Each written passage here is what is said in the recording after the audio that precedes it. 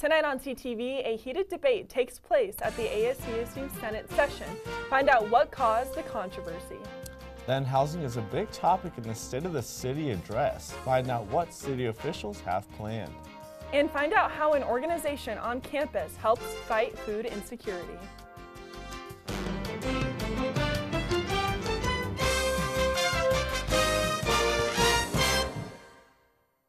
Good evening, Rams. Last night's Senate session got a bit heated about a bill. I'm Edgar Cedillo. The senator who proposed the bill left the Senate floor. And I'm Lauren Orcutt. Here to tell us more about the meeting last night is Senate correspondent Kenneth Frederick. That's right, Lauren and Edgar. Senator Savannah Overturf was so upset by the community backlash that she left the Senate floor in the LSC altogether. Her bill was to request for a fund to make a disability simulation happen on CSU. The Senate meeting started with input on the simulation from members of the community. The gallery input lasted for more than an hour. Some had come in support of Senator Overturf's bill, but the majority of gallery members came to show their disapproval. The disapproval largely came from disabled members of the community who said they were offended that the simulation would not do justice to disabled people. I cannot begin to imagine what you all have experienced in your life, nor can you with my experiences. There were also concerns that the simulation could only cover a small range of disabilities, leaving many unaccounted for. How do you simulate my 19-year-old brother trapped inside his own head with the coherency that he's disabled but not able to function in society? And yeah, the disabilities outlined in this bill may be the most convenient to simulate, but disabilities aren't convenient. These were just a few of the concerns put forward by the gallery. But Senator Overturf was not alone in her support for the simulation. Overturf brought many letters and comments from people in the disabled community. She even had support from people like Mason Hagman, the CEO of Special Olympics in Colorado. This is a great idea to help people experience what disabled people experience every day. It is exactly the type of event that student governments should be supporting. After the comments from the gallery, the Senate took a recess. Problems arose after the recess when Senator Nordstrom, who also spoke in the gallery against the bill, read aloud complaints Senator Overturf made on Facebook during the recess. Despite being called out of line, Senator Nordstrom continued to debate the bill. This outburst upset Overturf so much that she left the Senate floor for the rest of the night.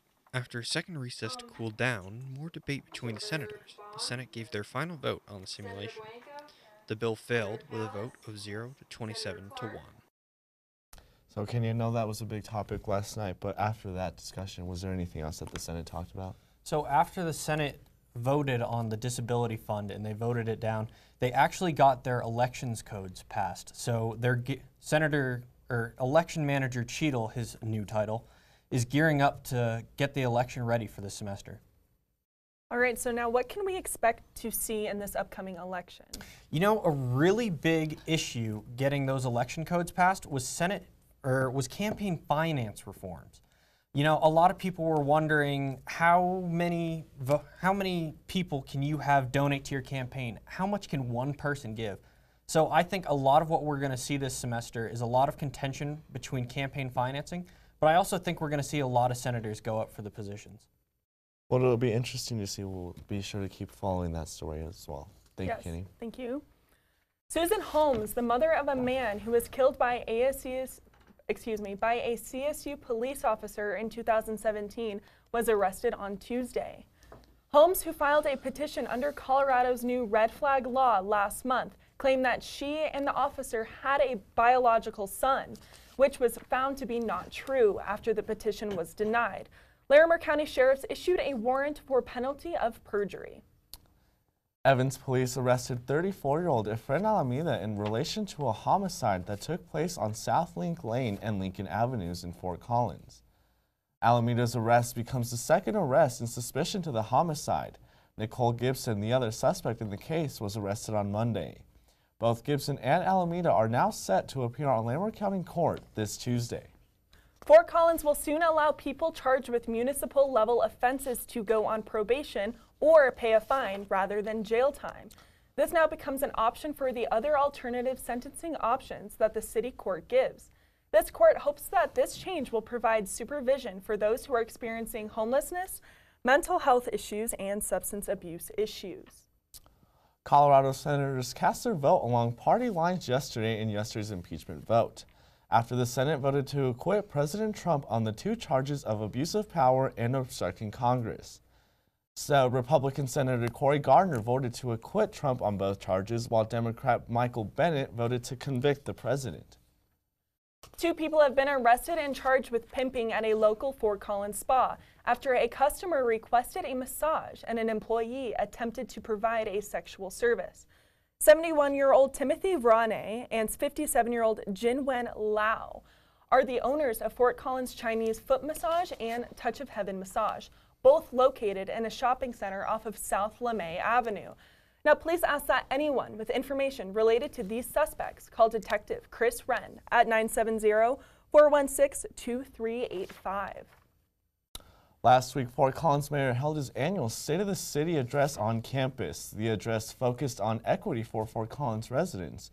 I met with Mayor Troxel to discuss what this means for the city's future.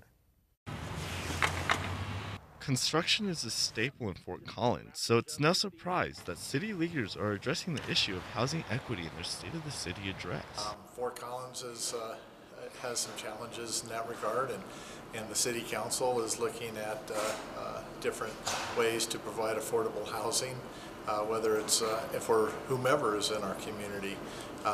One of the ways to tackle the housing boom in Fort Collins might mean revisiting the city's U+2 law. I think one way that we can help to provide more supply is housing types that we could not limit to just 3 unrelated individuals, but if it's a house built for 5 bedrooms, that it could also provide for housing options. While the main focus was on residents in Fort Collins, Mayor Wade Troxel also emphasized the importance of businesses in the city. It's really to keep businesses by creating business for them. Attracting businesses to Fort Collins would mean more options for residents, which the mayor says goes back to his main focus of making the city one for all to enjoy. We have a very dynamic and very competitive business climate. If you would like more information on the city plan for 2020, you can visit fcgov.com/state of the city. You know, the temperatures outside might be cold right now, but CTV reporter Remy Kebbel discovers a program at CSU that will make us look forward to going outside. Thanks, Lauren and Edgar. Did you know that the outdoors and learning outdoor leadership skills can help treat PTSD? There's a professor here at CSU that has a class who takes the students outside, which aids in this disorder, all while learning leadership skills. A unique program here at CSU allows students to be outdoors, but the outdoors also can be used for the treatment of PTSD. Ethan Billingsley, a professor for the outdoor leadership classes at CSU and a CSU alumni, teaches students outdoor skills which can actually benefit their mental health.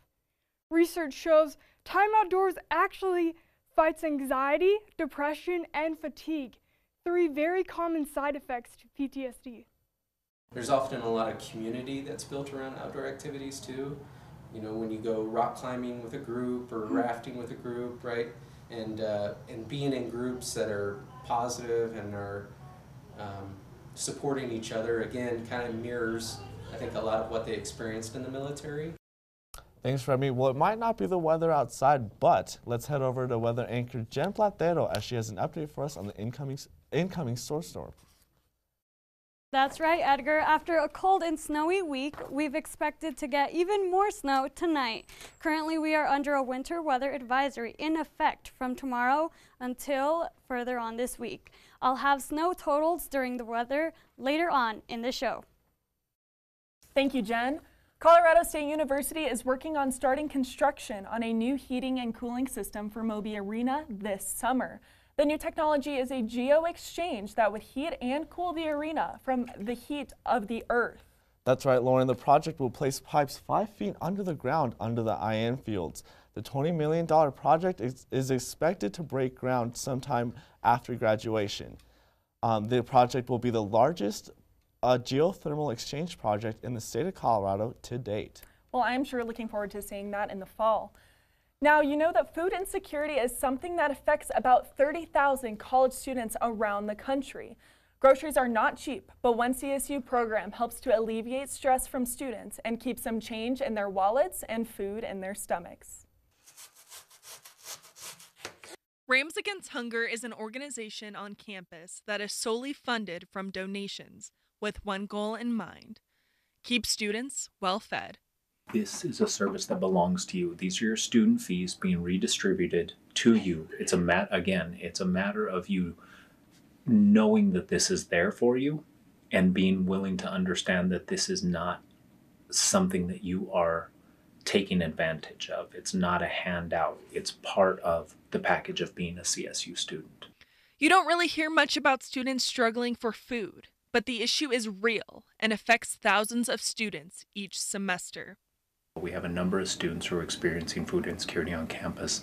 At this point, our best data shows us anywhere from 20 to 40%.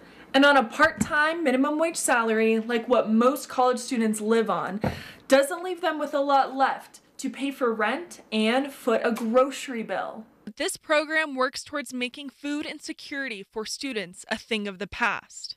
Rams Against Hunger is just one effort that's going on among many across campus, and I think we're doing our best to develop a more comprehensive strategy to answering and responding to the students' needs.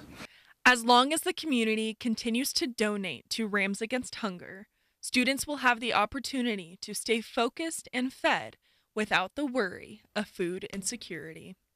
Rams Against Hunger has several different programs where students can get free food on campus. To just name a few, they have a mobile food pantry on the first Thursday of every month, a meal swipe program, and pocket pantries located around campus. For more information, you can visit the Slice office on the second floor of the Laurie Student Center. It's really a great program that we have here on campus. Well, don't go away just yet. Krista McAllister met some furry friends that we're excited to see. Krista, what do you have for us? That's right, I'll show you those pups. And I also tried out a new spot just in Old Town to grab a bite to eat. All this and more after the break.